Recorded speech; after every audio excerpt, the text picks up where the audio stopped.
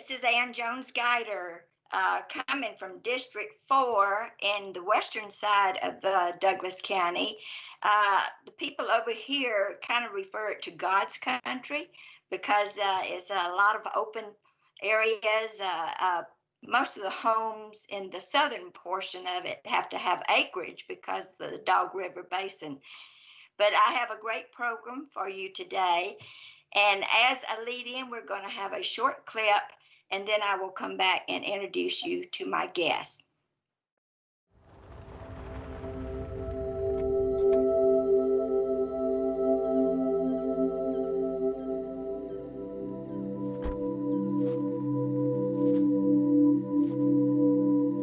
When you're thinking about an idea or have something that you might want to do, to think about the worst case and what the worst thing is that could happen. But you usually don't think about what the best case is, and oftentimes you can't even imagine what the best case would be, because when we started, there's no way I would have imagined that we would have bought a farm, that we would have had all this excitement around something that's such a simple idea.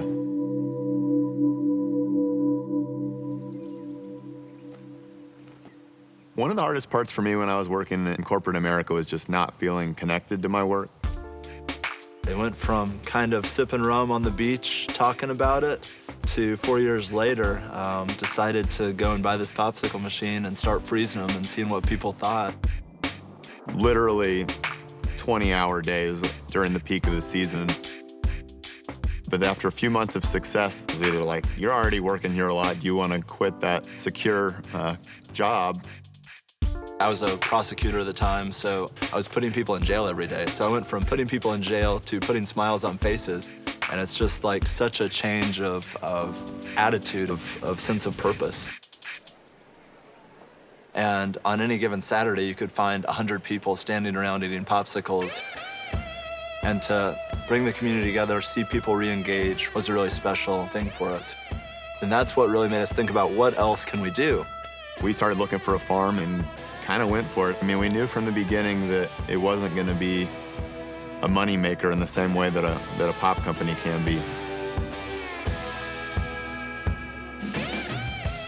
We spent all this time planting stuff just for nothing to happen with it, or the deer to come in and eat all the strawberry plants before any strawberries came. So it's been a lot of tough times, but this year we've been able to see kind of what's going to really happen out here, and it's exciting. People loved it. People love the idea of a farm-to-pop-like concept. We can say, we put that on your table. We know where it's been from the time that it came out of the ground until the time you're eating it. It was more just this idea of something that felt really good, something that would be fun to share both with the employees, the community, and Nick and I to come out and have a fun project to be working on. Living the life that I want to live is all about taking a risk and doing something that I really believe in, truly want to do. So our original idea, which is just, let's do something different, I'd say it's kind of worked.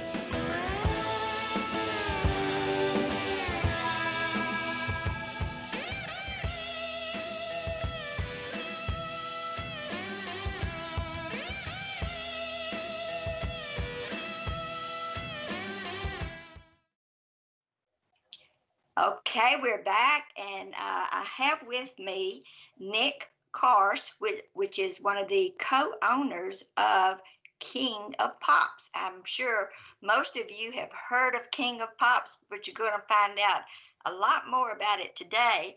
And we also have Stephen Dobeck, who is the manager of the farm that is located right here in District 4. So, Nick, I'm going to start with you. You're the co-founder. Can you tell us a little bit about how King of Pops came about?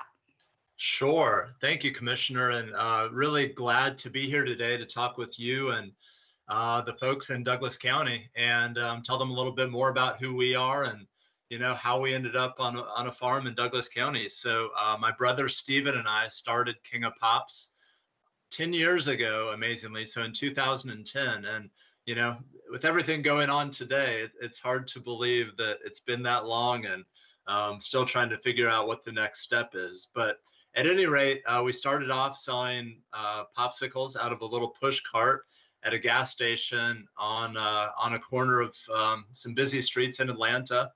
And from there, it's grown into, a kind of real business where we're selling pops all over the South and cities, not only Atlanta and around Atlanta, but also Charleston, Charlotte, Richmond, Nashville, and really all over the place. So that's been a lot of fun to grow and experience.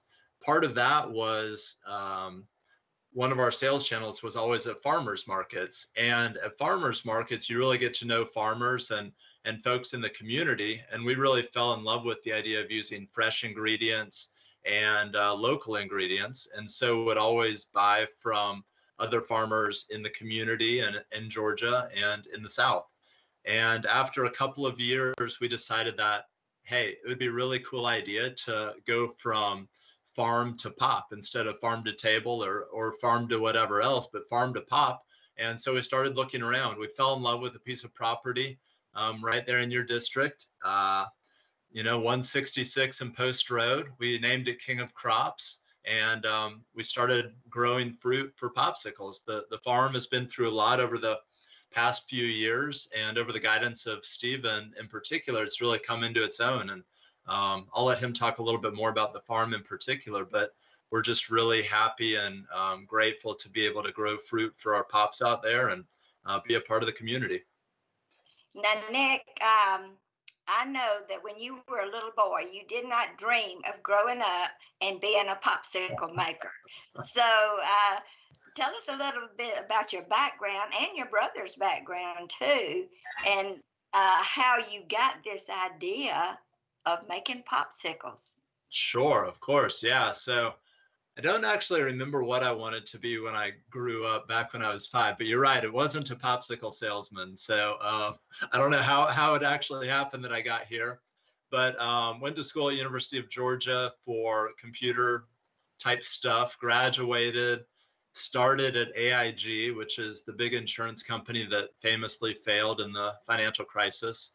Got bored there a little bit, went back to law school at Georgia State and became a criminal prosecutor in Gwinnett County, actually.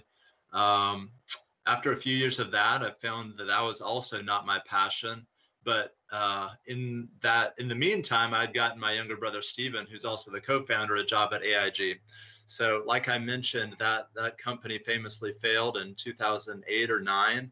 He got laid off and was sleeping on my couch and looking for something else to do. So he was interviewing for jobs, and with a little bit of prodding from myself and my older brother, who's an anthropologist, we had kind of fallen in love with this idea of the Mexican paleta. We had visited Mexico a few years earlier and thought it was the coolest thing to just have these popsicles available everywhere for sale out of carts. And so I don't know, I think he had about $5,000 or $6,000 in his account, and that was what we started the business on. So it was just him to start with, and maybe 2 or 3 months in, he invited me to come on board because I was helping on nights and weekends anyway, while I was doing prosecution during the day.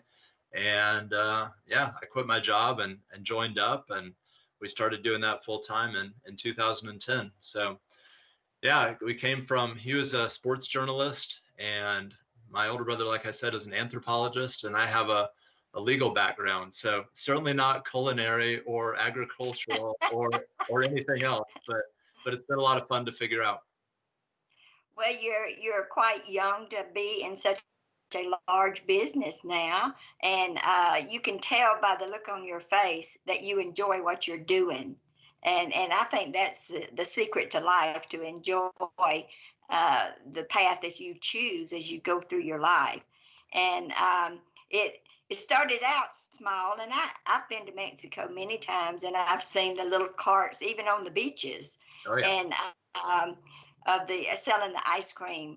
And so you took something so simple and just made it into a big enterprise. So being that you're in business with your brothers, how does that work? How does it, brothers tend to have a few Yeah. conflicts. I have two boys of my own. So, how does that work for you, having a Yeah. family business? Well, I think it's been interesting. I would say that I would have it no other way because I can't imagine not having a partner in business to lean on and toss ideas off of and argue about and brainstorm and all of those kinds of things. But I think it also comes with the inherent bickering that probably does happen between brothers or between families. So we've certainly gotten past that, and I think we respect each other enough and realize that we both have different abilities and things that we add to the business. We're different people with different skills, so I think that's good. And I think what's more is that my parents, up until this past year when things have gone a little bit south for sales, have also worked with us. So my dad was in the food business working for Hormel for 34 years, I think, in his career. And then my mom still actually helps us collect our unpaid invoices. So helps with collections and calling on people to say, hey, you better pay my boys, otherwise we're going to come and get you. So yeah, my parents are also involved. So it's been a lot of fun. And I don't know. I don't think I can say anything bad about having a family business at this point. It hasn't created any bad blood between us. So that's been really, really nice. Well, I was the tax commissioner out here in Douglas County for 28 years, so I know about collections. So Okay. when I retire as a county commissioner, I may knock at your door and say, "You need any help with QuickBooks or something?" Sounds good. Well, I don't want Stephen to sit out there in the sun and just burn up. He's drinking that water like a gallon of whatever. But I know it's hot out there too, Stephen. So I want to bring you in before you melt away. First of all, let me apologize that we're having to do this through the computer. I was really looking forward to going down there, walking the farm with you and having films done down there. But because of the pandemic, it has thrown a wrench in the process. But we're going to do the best with what we have, and we are going to have some of the film clips taken down there at the farm and insert it into this program. So, but Stephen, so what is your role in the King of Crops? I guess I'm doing just about everything that needs to be done out here, which would include anything from maintenance work to running the U-pick operation that we've been doing on our blueberries and blackberries out here for the last month plus. I fix equipment. I take care of the chickens. I mean, you name it. If it needs to be done on the farm, that's pretty much what I'm here for. How many employees do you have down there? Right now, just me. Usually, yeah. And I do have. There's usually another full-time person with me, but right now it's been me since lockdown started. So that's certainly been challenging, but we've really done well with the amount of fruit we've had for people to come out and pick. It's been a pretty big payoff the last 6 weeks. So kind of made it all worth it and reminded me why I do this in the first place. So yeah, I shared with you before we started filming that I used to ride horses down there when Gene Daniel owned the farm, and he had an azalea farm. And of course, all of us went down there and bought azaleas from him too. But he was just a dear friend of mine. So I know where you are and everything. I know you've done a lot of transformations of the property. If you want to go into any details there. Yeah, I would say the nursery, that Daniel Nursery, they kind of I would say maybe drew the lines for the farm, and then they kind of colored them in the way they wanted to, and I've just kind of been recoloring in those lines ever since I got here, kind of. So we've taken areas around the farm that used to be used for like greenhouses or things like that. We've gotten rid of a lot of unused structures and sort of other related stuff.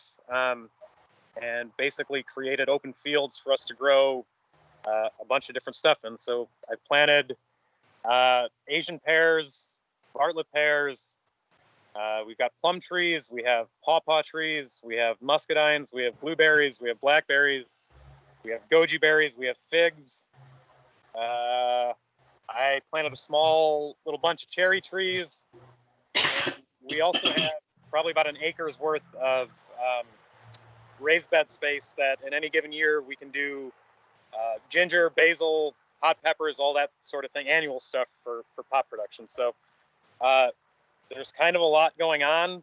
And a lot of what I did when I started in March of 18, a lot of the first year plus of the work we did out here after I got here was just kind of reclaiming like most of the post road frontage of the property, kind of de-brushifying that and making it more friendly towards growing crops, and just in general trying to spruce the property up and get it back to, you know, the way it should be looking out here. So it's been a lot of work, but 2+ years on now, it's been awesome. And like I said, this summer has been a pretty big payoff, so it's been great. Very good. That's a great lead-in, Nick, for how do you come up with the flavors that you've come up with? You've got some strange ones. We'll just say creative and interesting, not strange, but but I appreciate it. And I wanted to say Stephen is so humble in his characterization of the work that he's done out there, because it has just been a one-man show for the past most of this year. And then before that, we had a farmhand as well that was working by his side. But they together have transformed that property into a truly beautiful orchard. And it's a young orchard now and is starting to pay off with the berries. But we can only imagine how beautiful it's going to be in another few years when some of those pear and plum and pawpaw and fig trees that he mentioned are going to be mature and you know, able to be enjoyed by everybody. So just wanted to throw that in there. But our flavors are really. He's turning red from being so humble. So This doesn't bother me. I can sit in the sun all day. It's when I start moving around that it gets hot. I'm fine doing this. Yeah. But yeah, our flavors have been inspired by travels, both in the United States and throughout the world. So we kind of fall in love with restaurants or desserts or cocktails that we have and try and transform what we've seen into pop flavors. And so whether that's, you know, Southern banana pudding, or whether that's Thai iced tea or Turkish coffee, or some summertime favorites like a strawberry lemonade, I think all of those things are appropriate and able to be put into popsicle format. And so we think that it's kind of our place to do flavors that you wouldn't find with every other brand in the grocery store. So we haven't done a vanilla or a cherry or a grape, just because you can find those, and I think other people do them well. And we're trying to do something a little bit more different that sets our brand apart and makes us special and something to seek out. So I think we're always continuing to innovate and evolve and try new things. And whether it's just in pops, or this year we rolled out soft serve with some, you know, all fruit toppings and varieties. That's been a lot of fun. Or whether it's King of Pups, which are our frozen dog treats. It's all about innovation for us and continuing to go down that road. let's talk about King of Pups. You're actually saying you make popsicles for dogs. That's right. That's right. Yeah. The frozen dog treats, and they're, you know, made of yogurt, banana, peanut butter, and honey. So I won't say all dogs love them, but 98% of dogs love them. I always feel really bad if a dog kind of walks away from it and turns its nose up. But I guess they're picky eaters amongst us, just like dogs. So it's kind of the way it works. But yeah, it's really nice. And I think business-wise, it's a big industry. If you think about the pet industry, I mean, I don't know how many billions of dollars it is, but people spend a lot of money taking care of their pets, and they want to treat their pets and their kids and themselves, you know, and we're giving them the opportunity to do that. Well, I have a dog. I have Max, who is an Australian Shepherd, and has volunteered to come down there and be a taster for you. Oh, wow. He just told me that, and he will let you know which ones are the better ones. Okay. Okay, so he just told me that he volunteers to do that. He's available? Okay. Yes, he's available. That's right. What are some of his, does he eat any fruit, or what are some of his favorite things to eat, or does he only eat dog food? Anything that Mama is eating, he Yeah. will eat. Okay. He is my shadow. You know, that breed actually takes to one person and will be their shadow. Oh, yeah. They're very personable like that. But one flavor that Stephen mentioned, or berry that he mentioned, was the blackberry. Do you presently have a blackberry popsicle? Oh, yeah. We've got a few. So probably our most regular in the crowd is a blackberry ginger lemonade. So it's got a little bit of spice to it, but it's also, really refreshing on a hot summer day. And we've also done just, like a blackberry lime. We've done a blackberry cobbler, so kind of for the fall, where it's a creamy with some cookies, some crust in it, and probably some other blackberry ones as well. Blackberry banana, I think we've done in the past, kind of tastes like a smoothie. But yeah, lots of different blackberry flavors.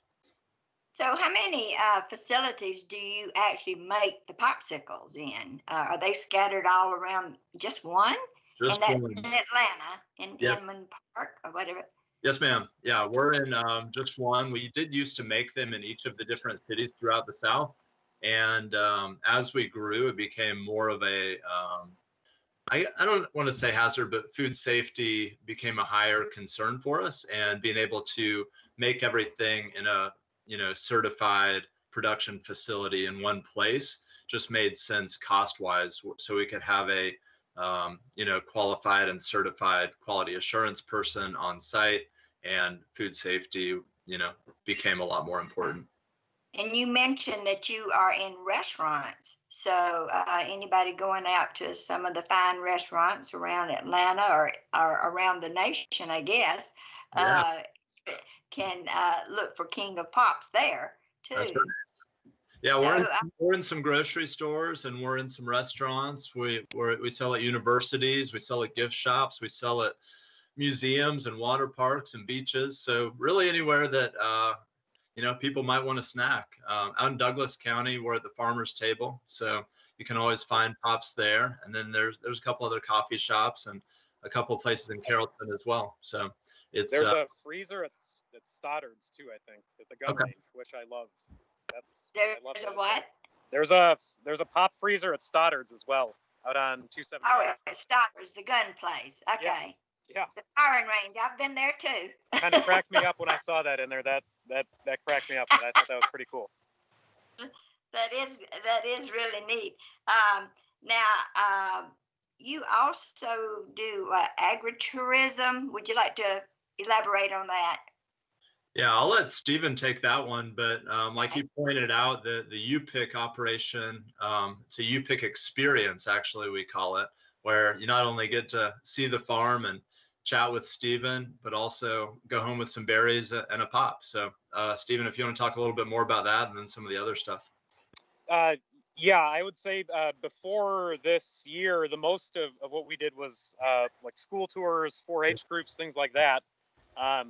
Which right now seems like a little difficult to do, but once school becomes kind of a thing again, I'm sure we'll be back on that. But it also this year created an opportunity for us to host like small groups of families at once to come out and basically do the hardest part of the job for me, which is to pick the fruit. And like Nick said, they come out, I show them what we've been working on.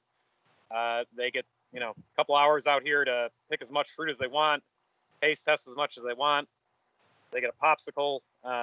It's been a big payoff for sure, and everybody's loved it. So that's kind of become I don't know. It's been eye-opening for sure, and something I think that we're definitely going to try to do more of.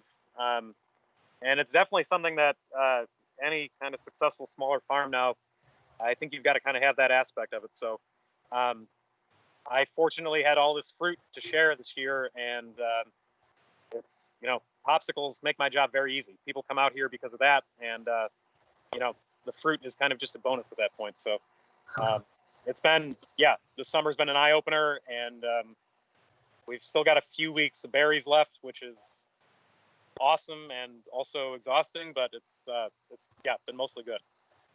Yep. When you say berries, are you talking about strawberries or blackberries? Blueberries too. So we're pretty much, Oh, yeah. There's maybe a little bit of blueberries left out there, but we started, that was the first couple of weeks we hosted folks.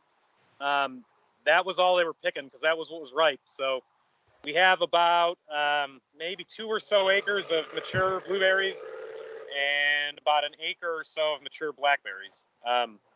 And the blackberries are definitely the heavier bearer of fruit right now, but the blueberries are kind of just coming into their prime right now. So there was a lot more fruit this year than there was last year, and I would expect there to be another kind of exponential explosion next year. So more fruit means more people to host, more fun, more popsicles, better for the farm. Now you have something planned for September the 12th, is that right? A berry picking time, or I thought I read that, or somebody told me that. We're booked through as of right now. We're booked through for blackberries through the end of July and the first week of August. That'll be as far as we're able to make it. Beyond that, into September, we've got muscadines that are bearing fruit for the first time. So I don't know, maybe that seems that's something that people wanted to come get grapes. We'll certainly have them for the first time this year too. So. Well, you can make muscadine wine. I've had some. I bought myself a little kit. I bought myself a kit this year because I've never tried it. So I've got all this fruit. I can experiment with country wine. I need to try to do that. There's a winery not far from you. It's called Down 166. Yeah, the Little Vine Road, I think. We've been down there. You have to take your own food, but you usually have some little entertainment and everything. But it's very nice down there. But they have a little winery down there. Yep. Can I elaborate on the vision too of kind of the agritourism part of that? Yes. A little bit? So as the orchards develop too, I think we want to spread that throughout the other varieties, I guess. So pear season or cherry season or fig season are all a little bit different from each other. And so as the seasons change and as the weeks pass, hopefully there will be different opportunities so people can come out and see how different plants and how different orchards develop. So I think we not only want it to just simply be a U-pick operation where they come and get some fruit and go home, but also learn what local agriculture means, how composting works, and how kind of the entire small farm looks and feels like, so they can appreciate the food that they're eating and hopefully seek out other local options when they're making their buying decisions. Now, Nick, are y'all on the tourism list for Douglas County? Excuse me? Are you on the tourism list for Douglas County? Not you will be. be. So we need to be. Yes. Yeah, I'm not sure. You will be. Yeah. I will get in touch with Colin Cash and have her get in touch with y'all so that you can get on the list, because it's certainly it's something Douglas County is proud to have you here, and it will just enhance the tourism of Douglas County too. Now, do you have any expansions or changes you're making for the future? Are you looking to locate in other areas or having more farms or whatever? Oh man, I hope so. I think it's been a lot of fun to figure out, but it's farming and agriculture are such a long-term process. Just to see, so we bought the property in 2014, and here we are 5 or 6 years later, and we're finally to a point where we're getting fruit from the land, and it's been really great to see that transformation, but it's been a long time coming as well. So hopefully we can keep improving this property and making it more bountiful and inviting more people out. And then we'll see what the future holds for other locations. But yeah, on this location, we want to host more events, whatever those might be, whether they're, eventually weddings or corporate retreats or birthday parties or whatever, something like that. We think would be a lot of fun. And, just create a space that the community is both comfortable coming to and proud of and wants to show off when their friends and family come to town. So hopefully we create that space and, can continue to grow it and develop it over the coming years. Now, I'll add, I know, I'm sorry. sorry, Commissioner. I just, the other thing too on the agritourism front, I guess we didn't mention, is that we rent a tiny house here on Airbnb on the farm that has also kind of allowed more and more people to come out and see the farm. And even with things being what they have been for the last few months, we've been able to have people come out and stay. And it's a way for people to unplug, see a farm, see some animals, hear some frogs at night. So that's been an awesome addition to the farm too. So, During the Olympics, I rented out my basement, and some people from up north came and rented it. And, we have a lot of tree frogs. And when they would come in from their day's trip to Atlanta and everything, they did not know what in the world that sound was. It was just deafening, And when I told them they were tree frogs, they said, we were scared to get out of the car. But so tell me a little about tree elves. Tree elves. Oh man, we've got it all going on. Yeah. So Tree Elves was started out with a vision to keep all of our seasonal employees, give them jobs year round. And so, as you can probably imagine, popsicles sell really well when it's 90 degrees out, but not quite as well when it's 30 degrees out. And so the winter time's a little bit more difficult for pops. And we were thinking about what the opposite season business might be. So Christmas trees came to mind. And we had the staff, we had the trucks and the infrastructure to be able to pull that off. And so basically what we do is we deliver Christmas trees to people's houses. We dress up as elves and carry them inside and set up the trees for them, bring some holiday cheer and tell a joke or sing a song. And it's been a really cool thing to see because it's become every family and every group has their Christmas tradition, and it's become a lot of people's Christmas tradition to see the elves. And so we have kids that look forward to seeing the elves so they can give their Christmas lists or give snacks to Santa or something like that. So we pick up snacks and bring them back to Santa for kids and all kinds of different stuff. So it's been really cool. And business-wise, it makes sense because it's the exact opposite season of our main business. So we do have some revenue coming in, and we have a way to keep employees on the payroll for a few more months during the winter.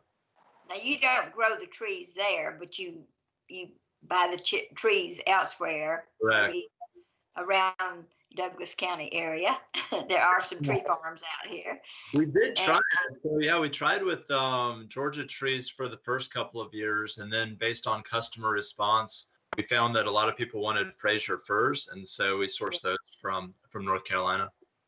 Oh, okay. All right. But we should look back into Douglas County tree farms. I agree.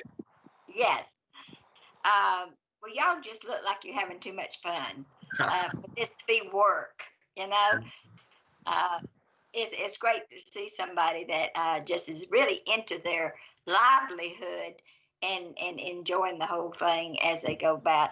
And plus, you seem to like people, and you like bringing joy to people, whether through your popsicles or interaction down there at the farm. But what you got, 68 acres or something like that? You got it. Exactly. Yeah. And you actually, you nailed our company purpose too. So our company purpose is to create unexpected moments of happiness. And so a lot of people would not consider a popsicle company to be a a farm operation or a Christmas tree operation or a dog treat operation. But I think when people think about King of Pops holistically, they kind of think about the brand as much or maybe more than the product. And the brand is all about happiness. It's about joy, like you said, and it's about sharing those experiences and moments with people that you love and care about. Well, I hope one day when all this pandemic and the virus is over, we have a vaccine, that I get to come down there and meet you personally, Stephen. I look forward to meeting you and seeing what's been done to the property that I used to ride horses on. So, Yeah. and Nick, I don't know how often you're out in the Douglas County area, but I'd love to meet you one-on-one at a later date, because I just like your attitude about your work. You traded a law degree to make popsicles. That's amazing. It's been an interesting life and interesting choices for sure. But I really appreciate the kind words and look forward to that as well. Yeah, I think it's interesting out there for everyone right now, and we're not in a different boat. And so, like Stephen mentioned, he's down to one-man show at the farm, and I know that's been difficult for him, and we've been trying to figure out how to make it through this like everybody else, without all of the events and concerts and festivals and things like that where we usually sell pop. So I have confidence we'll make it, but it's been a difficult time. Now, you're not looking for people to hire, are you, at this time? Not right now. Hopefully soon. Not right now. Okay, hopefully soon. Yeah, hopefully we get through this, and on the other side, we'll certainly ramp back up. Okay, well, I thank each and every one. I thank y'all for being here, and like I say, I hate that we had to meet like this, but I think it's going to turn out pretty good. It will air during the rest of this month, about twice a day, I think. But it's been a pleasure to meet both of you. And again, on behalf of Douglas County, I just want to say thank you for choosing Douglas County. The Fairplay area, me being the commissioner down there, the residents down there want to keep it as green as possible. Yep. And they don't want a bunch of traffic and everything. And we just approved a preserve down there, which is a wellness preserve, but people won't live there. They will visit there to learn about organic food and things like that. And there's also a sod farm on down the road from y'all too. So we're trying to bring in industry down there that will not have a negative impact on that area. We want to keep it as wide open as possible and as green and clean as we can keep it. Keep it So green. anyway, well, thank you so much again. And I want to thank the audience for tuning in with us, and just enjoy your day. Have a popsicle. Good day. Thank you, Commissioner. Bye-bye. Thank you.